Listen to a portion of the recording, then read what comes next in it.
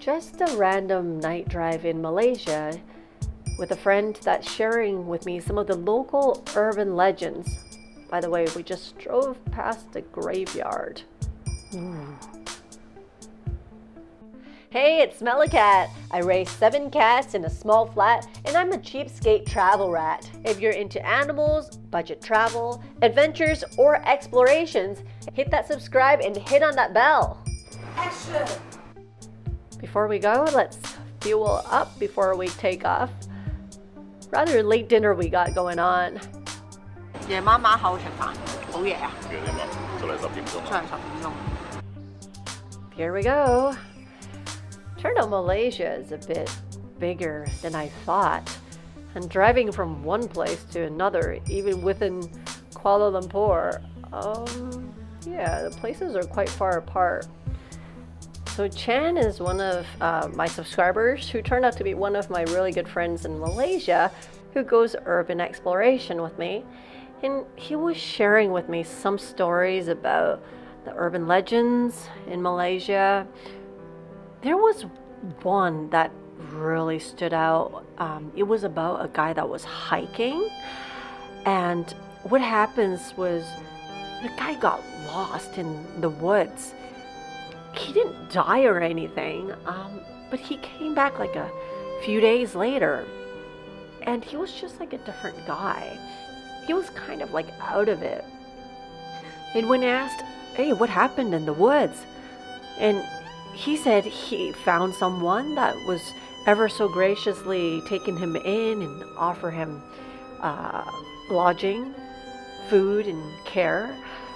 But he wasn't able to find that person again. But he kept complaining of stomach troubles when he came back from the forest. And when the stomach was having these troubles, the physician looked into it and see what was inside. And it turned out it was nothing but rocks and tadpoles and frogs. Which is really weird. Why would you have those things in your stomach? So the speculation for some more scientific reasoning would be that he was delusional, he might be dehydrated, maybe it was some stuff that he got from the water, or he just ate something when he was in the forest. So that's one explanation. But the other explanation is that there's black magic that's going on that was haunting whatever's in the forest. Support my channel on Patreon. With 87 cents, I can't even keep my laptops on. Thanks, guys! And he happened to be a victim of that black magic. Okay, wait, just to be continued, because we're heading up this place right now where we found this abandoned place that we might explore in the future. And what is really cool about this is that in Malaysia, the houses can be very far apart. So you can see the neighborhood is not abandoned, but on the left, you see, you know, there's street lamps and stuff. There's people living there. You have active neighbors. But then soon you'll see on the right, there's actually houses that are far from occupied. And yep, there it is. We're pulling up. And the weird thing is, you can buy them. Who would want to buy like an abandoned place like this? My God. And yeah, the streets are quiet. And we're just checking it out, but geez, look at this. This is like a mansion. Oh my God.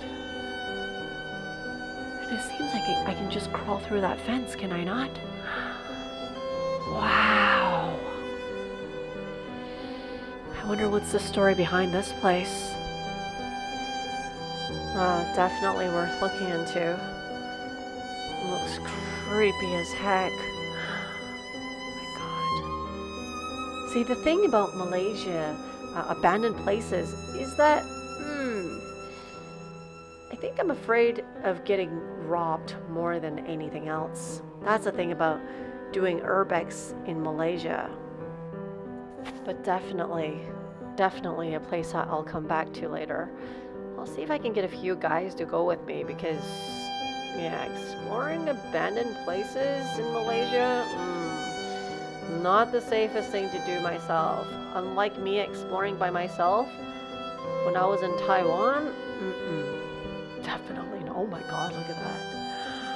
It looks scary as it is from the outside already. I wonder what the neighbors think of this place.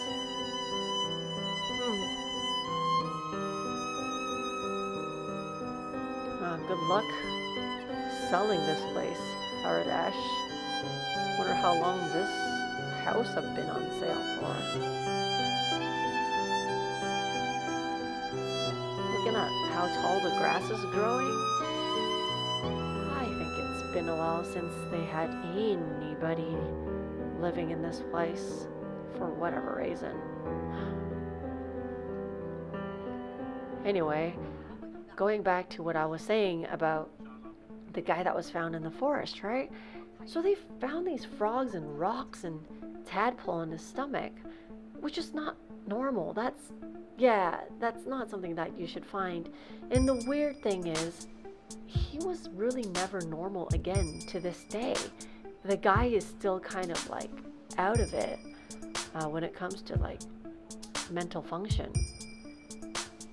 That's the mysteries about Malaysia, is there's a lot of things that happens here that never really gets explained. Okay, we're crawling up to another place. There's no house here. It's actually a really, really huge lot. As you can see that piece of land. It used to belong to a lady named Mona Fendley. As far as I'm concerned, she's used to be a celebrity. They made a movie out of her because she murdered someone while trying to practice black magic with this guy. And I think for whatever personal gains, she decided to kill him in a very strategic manner. And as you can see in the chart that I'm showing you right now, that's exactly how that guy got chopped up. For whatever reason, but that's some really freaky stuff that's going on. I think she was doing it to increase her power levels in terms of this black magic stuff.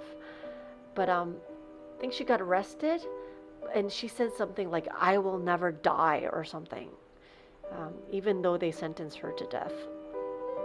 Freaky. So this is where she used to live. Was this where that magic happened? I don't know.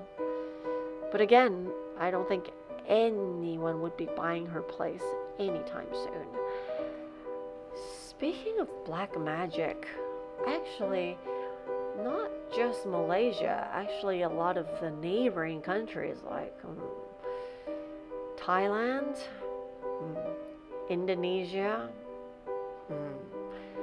these places are known to have stuff like that, especially Thailand and Malaysia. I don't know what it is that why people can summon this kind of energy and have it their way so that they can manipulate other people. There's other countries in the world, I think, is it South America or parts of Africa, where they practice certain rituals that imposes like either bad luck to other people or whatnot. So wow, how do you even prevent this stuff? That's the thing. See, look at this neighborhood that I'm in. I'm not even surprised that this is where the bad stuff can happen. Like, I mean, the streets are not that illuminated. It's awfully quiet. If you look at the size of like these houses and their lots, like, come on, seriously, I could be having a massacre in there and nobody would have an idea about what happened in there. Oh, by the way, I just made myself look really creepy. Ugh. Okay, no need to add to that. Oh, no need to add to that scary feeling.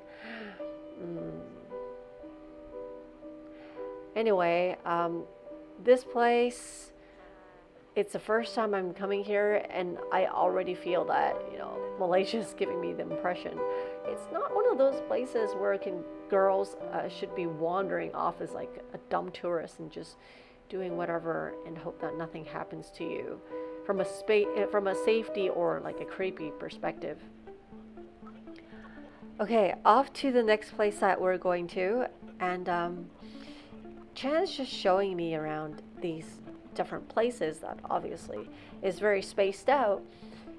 And in the car, I was actually sharing with him this story that I had when I was with a friend in Hong Kong. It was on a rainy day, and the weird thing is, me and my friend saw a taxi that was coming, and the sign was up that it was for hire, meaning there's nobody inside. So I waved at the taxi, and my friend pulled me back really hard and said, "Are you dumb or something?" I was like, "What?" It's like, "There's someone in the taxi." I was like, "No, it says it's for hire." And at that time, I was suspecting my eyesight until the taxi pulled up, and I just crawled right in. You know, there's nobody inside. And my friend was actually pulling on me up to the point that I opened the door. And then he reluctantly got in, because it was like, you know, during rush hours and stuff. And then he just looked at me really funny, and then he didn't look at me again. And I said, "Well, what was going on?" He said, "There's like an Indian guy that was sitting at your seat when the taxi was pulling up." And I'm like, "No way." He's like, "Yeah, yes way." That's when I actually pulled out my phone and I took like a selfie video while I was in the taxi. He was scared, like shitless. But I don't know where I summoned the courage to pull out the phone and did a selfie. And of course, with my eye, I couldn't see anything. I'll share that video with you actually just shortly. Maybe, I don't know, maybe you guys can tell me if you see anything in that video. But it's so weird. I noticed that when there's weird things that's happening, or when there's scary stuff that's going on, I've trained myself to have the response where I pull out my phone and actually try to document it instead of freaking out over it. I don't know if that's a good practice or not, but okay, I'm gonna show it to you now. You take a look and you tell me if you see anything in there.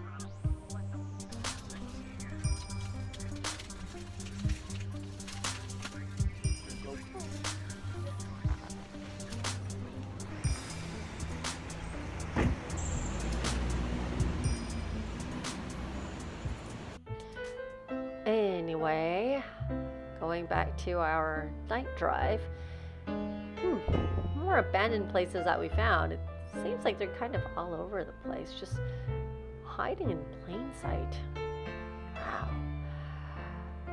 Wow. I guess the more time I stay here in Malaysia, the more mysterious I find this place. But then I'm thinking, because there's dangers of possibly getting robbed or attacked when you're in these places, because there might be house squatters, druggies, gangs or triads that's up to no good. I'm not sure. How can I ever come back to these places again without my guy friends? Oh, wow, look at it. We found a place. Actually, Chan found this place. Looks like someone's been here before. Do you think we can come here one day? During the day, of course. Wow, it's like a whole abandoned apartment building.